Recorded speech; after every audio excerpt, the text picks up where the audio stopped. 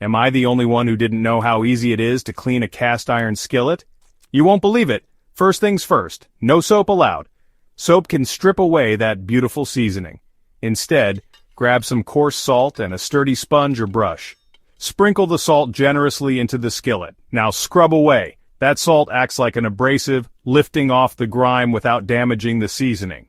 Next, rinse the skillet with warm water. Make sure to dry it immediately and thoroughly. Cast iron rusts easily, so no water should be left behind. A quick towel dry will do the trick. Now place the skillet on the stove over low heat. This ensures any remaining moisture evaporates. Let it sit for a few minutes. Once dry, it's time to reseason. Add a small amount of cooking oil to the skillet. Use a paper towel to spread it evenly over the entire surface, including the sides and bottom. Heat the skillet on the stove once more until it starts to smoke slightly, then let it cool, and there you have it. Your cast iron skillet is clean and ready for your next culinary adventure. Keep it seasoned, and it'll last you a lifetime. So, who's ready to give their skillet some TLC? Happy cooking, everyone!